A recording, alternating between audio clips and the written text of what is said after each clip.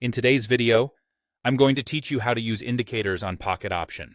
By the end, you'll know how to add indicators to your chart, fine-tune their settings so they actually help you, and remove them when you no longer need them. We'll keep it simple and practical so you can follow along in real time. First, make sure the chart for the asset you want to analyze is open and visible. Everything we're about to do happens right on that chart, so having it on screen is the starting point. Once you're looking at the chart, you're ready to bring indicators into your analysis. Next, find the indicators icon.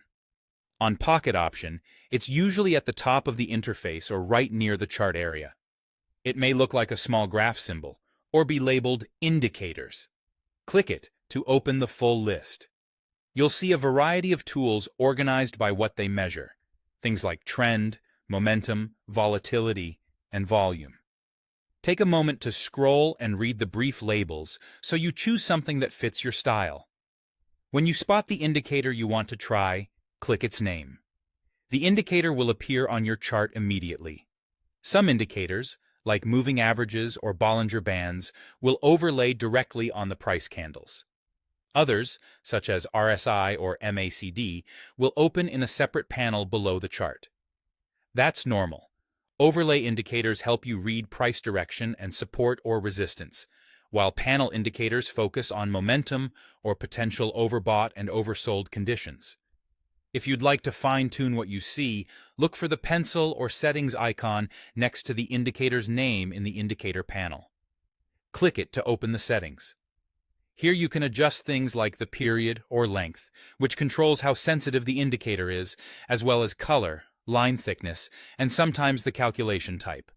Small changes can make a big difference in clarity.